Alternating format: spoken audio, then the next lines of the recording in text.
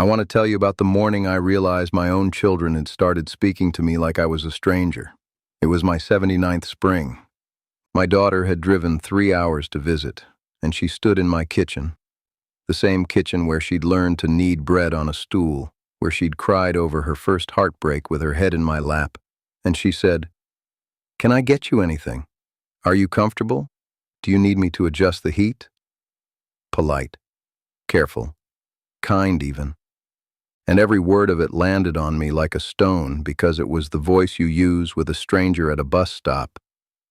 There was a whole warm room between us, and she was talking to me across it as if she were afraid to come inside. "I want you to sit with me a while today, because if you are an older person and you have felt your children grow formal with you, if the phone calls got shorter, if the hugs got lighter, if you find yourself being handled instead of held, I need you to hear what an old man finally understood.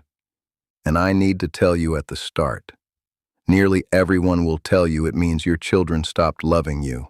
The old ones knew that is almost never true. There are quieter reasons, and I found 4 of them, and every one of them gave me my children back before I died. Come, sit by the fire. Let me tell you. The first thing I had to swallow was the hardest, so I will give it to you first and gently. The distance did not start with them. It started with me. I was raised by men who did not weep. My own father could break a horse, mend a fence, and bury his brother all in the same week, and never once let his face move. And I loved him, and I became him. I taught my children to be strong the way I was taught, which is to say, I taught them to put the tender things away where no one could see them. When my son fell and split his knee open, I said, "You're all right. Get up." When my daughter's heart was broken, I said, "He wasn't worth your tears." I thought I was making them strong. What I was really doing was teaching them, year after year, that this house was not a place where the soft things were welcome. So when they grew up, they did the most natural thing in the world. They kept the soft things away from me. My grandmother used to say, "A child speaks to you in the language you taught them." I spent 70 years teaching my children to be careful with their hearts around me, and then I was heartbroken when they were careful with their hearts around me. If you have felt that same coldness, I want you to ask yourself one honest question before you blame anyone. Were you a safe place for their weakness or only for their strength? Because a child will always keep a polite distance from a parent they had to be strong for. Now, before I go on, I want to tell you about a small thing that has been helping older folks like us make peace with exactly this, because so many of you write to me asking how to begin. I gathered everything I know about mending the distance between the old and the young into a small book. I call it The Native Way. It holds the old ways of speaking to your family so the walls come down, the quiet rituals that pull grown children back to your table, and the words to say when you don't know how to start. It is not a grand thing. It is a companion for the road you're walking right now. If your heart wants it, you'll see where to find it on the screen. There's no pressure at all, and I'm always here for you whether you ever open it or not. It's simply there, waiting, whenever the time feels right. Now let me give you the second reason, because this one lifted a great weight off my chest. My children were not cold.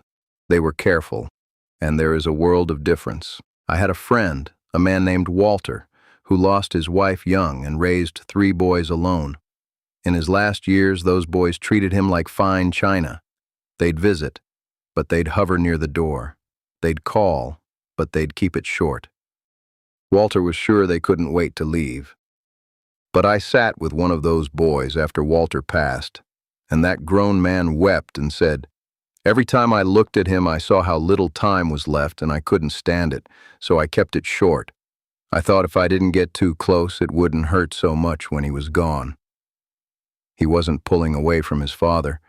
He was flinching from the loss he could already feel coming. That careful distance was not the absence of love. It was love that had grown so large it had become frightened of itself. My grandmother had a saying, "The deer stands farthest back from the thing it wants most, because it has the most to lose. When your children grow careful with you, look closely.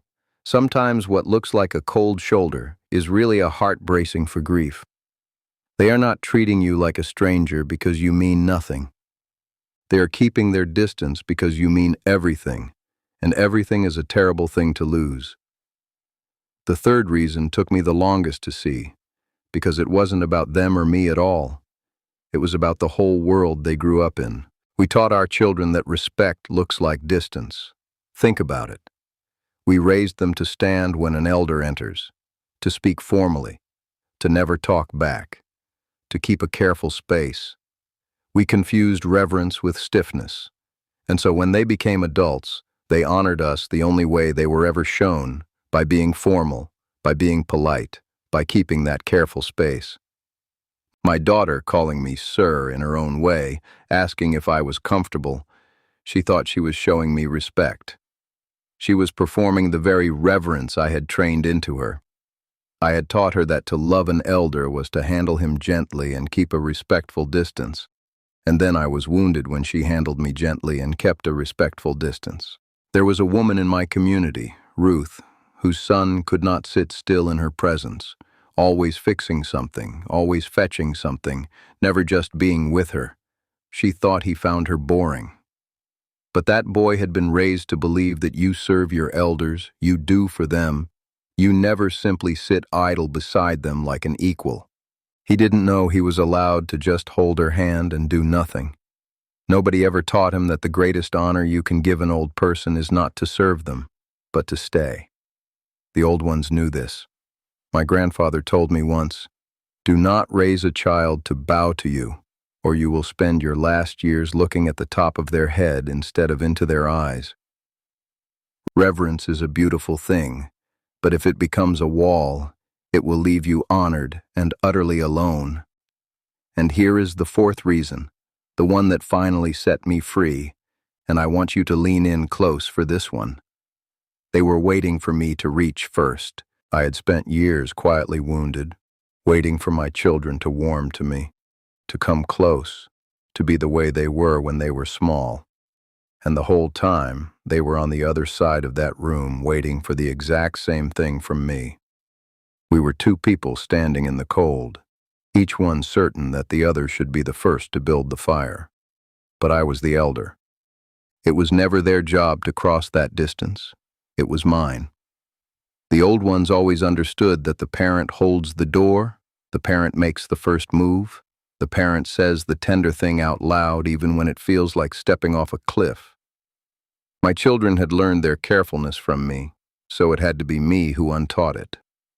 So one evening I called my daughter, and my voice shook, and I said the thing I had never once said to her in her whole life. I said, "I miss you. Not the visits, you. I was hard on you when you were small because I didn't know any other way, and I am sorry, and I love you more than my old heart knows how to say." And there was a long silence on that phone, and then I heard my grown daughter begin to cry, not sad tears, the other kind. And she said, "Dad, I have been waiting my entire life to hear you say that." That is when I learned that the stranger in the room was never her. It was the wall I built and then forgot I had built. And walls, my friends, can come down at any age. It is never, ever too late. Now, there are two more things I learned, and they are gentler than the others, so let me set them down beside you softly. The fifth thing is this. Sometimes your children go quiet with you not to push you away, but to protect you. They are living hard lives you cannot see. There are money worries and marriages straining, and children of their own who keep them up at night. And they have decided, in their love for you, that you have carried enough in your long life, and you should not have to carry theirs too. So they smile on the phone and they say, "Everything's fine, Dad," and they keep the real weight hidden. I used to think my son had grown secretive with me. Then I learned he had lost his job for 4 months and never breathed a word of it, because, his wife told me later, he said, "My father worked himself half to death so I wouldn't have to worry." I'm not going to make him worry now. That silence I mistook for distance was actually a son standing between me and the cold, holding an umbrella over an old man's head. My grandfather used to say, "The strongest tree drops its heaviest branches where no one is standing, so no one gets hurt." If your child has gone quiet, ask gently whether they are hiding a storm from you out of love, and then tell them the truth every parent must say out loud. I would rather carry it with you than be protected from it. There is no burden a father is too old to help shoulder. And the sixth thing is the one that finally let me stop taking it personally. Some of the distance is not rejection at all. It is simply the season they are in. When your children are in the thick, roaring middle of their own lives, the young families, the long work days, the 1,000 small fires they put out before breakfast, they are like a river at flood, moving so fast and so full that they cannot stop at every bank. I remember being that river myself. When my own parents were old, I loved them with my whole heart, and I still went weeks without calling, because I was drowning in the business of raising the very children I am telling you about now. It was never that I loved my parents less. It was that the river was full. And do you know what my mother did? She never once made me feel guilty for it. She simply stayed exactly where she was, steady, warm, unmoving, so that whenever the water slowed and I could finally turn my head, she was right there on the bank, waiting with the porch light on. That is the whole secret of being an elder to a busy child. You do not chase the river. You become the bank it always comes home to. My grandmother said it best. Do not grieve that the young ones run past you. Be the still water they come back to drink. Your job in these years is not to demand their time. It is to be so peaceful, so welcoming, so free of guilt-making that coming home to you feels like rest instead of duty. Make your love the easiest room in their life to walk into, and I promise you, they will keep walking into it. So let me gather this up for you, the way my grandmother gathered the ends of her shawl. If your children have grown distant, do not spend your good years believing they stopped loving you. Ask instead, did I teach them to keep their softness away from me? Are they careful because they are already grieving me? Did I raise them to confuse respect with distance? And most of all, am I standing here waiting for them to reach, when reaching was always my work to do? You are the elder. You hold the door. And the beautiful, frightening secret is that the very children who seem so far away are usually just on the other side of a wall, waiting, praying, for you to say the tender thing first. Say it. Call them. Tell them you miss them. Tell them you're proud. Tell them you're sorry if you need to. Do not let the wall win. You do not have enough seasons left to spend them being polite with the people you love most. I would like to hear from you now. If you have felt this distance, or if you found the courage to reach first, tell me about it down in the comments. Tell me their name. Let this be a fire we sit around together, all of us who know this particular ache. And if these old words gave you something to hold on to, stay a while. Sit with me again tomorrow, and walk gently until then. You are not a stranger to the ones you love. You never were. Go and remind them. I'll be right here.